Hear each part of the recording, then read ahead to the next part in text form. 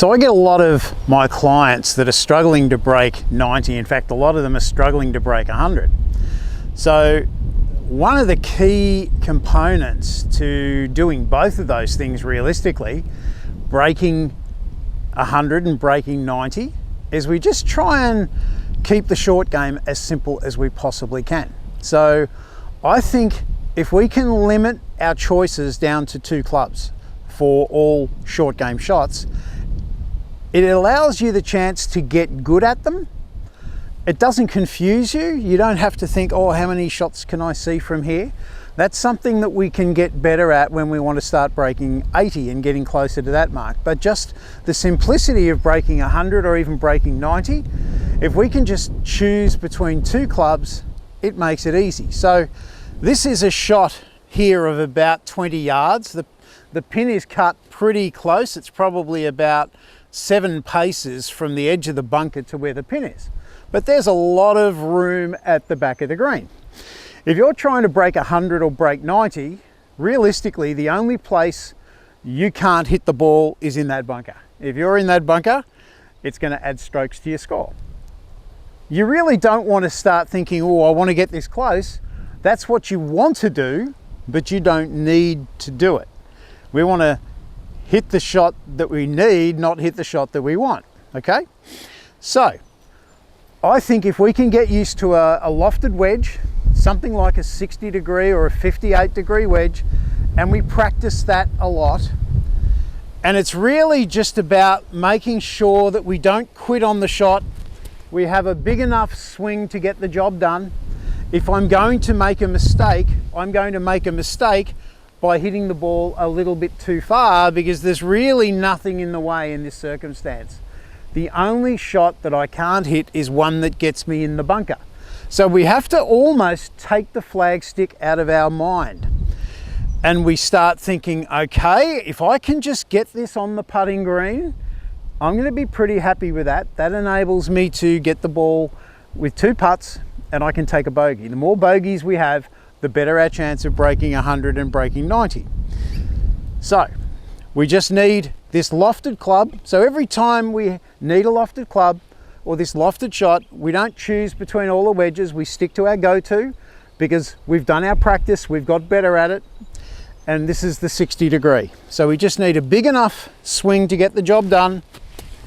And of course, the other thing is we want to make sure we hit the ground. If the club doesn't touch the grass, the ball's not going to go where we want it to. So we have to have a big enough swing, and we want to hit that ground. You'll hear the noise as I do it. So we'll see how we go. I'm not really trying to get this close. I'm just trying to. So the ball's gone about 2 flag sticks past the hole. I've got the job done. I can get my putter out and I can 2-putt from there. Now we're going to move on to the second shot that we need to hit. Okay, so the second shot that I think we need to do is we need to play a straightforward standard chip and run shot. So many higher handicappers start making the mistake that when they're trying to play the chip and run, they use a club with a lot of loft. So I just want to make this as simple as I possibly can. We want the club in the bag that has a pretty straight face. So if you've got a hybrid, I think a hybrid is a wonderful golf club. My current set doesn't have a hybrid, but I've got sort of the driving iron, or this is a 2-iron.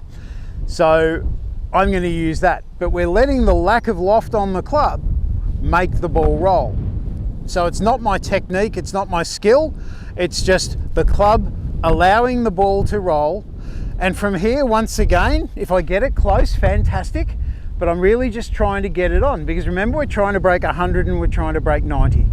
So somewhere in that range. If we're trying to break 80, yeah, we might play a different shot, but that's for another video. This is the break 100, break 90 type short game. So I'm just going to get this club. It's quite long, but I'm going to grip down on it, and I'm almost just using my putting stroke. We'll just get it, aim it out slightly right, just get the ball rolling. I've hit that a little bit too far, but by gee, that's safe. It's probably gone about 2.5 flag sticks past the hole. Not a great shot, but there's no damage done. So I think the average golfer can easily play that shot. And of course, with a little bit of practice, and if you could spend some time in these situations, just pop another ball down there. If there's no one around, hit a few, and you'll realize, gee, I don't really need to hit this with much swing at all, and that one's gone a little closer. The thing about these clubs is the ball does spring off the club face quite well, so it's surprising how little swing you need to use. But you just keep putting balls down there, keep having a little play, and that's going to end up pretty well. So it's a smaller swing, so with a smaller swing, less things can go wrong. Even with a wedge, if we're trying to hit a little chip and run with a wedge, we're using a bigger swing. So we want to keep it simple. 2 clubs, lofted shots, use your 58 or your 60. Big swing, hit the grass. The shot where we just want to chip and run, use a club with not much loft, let it run.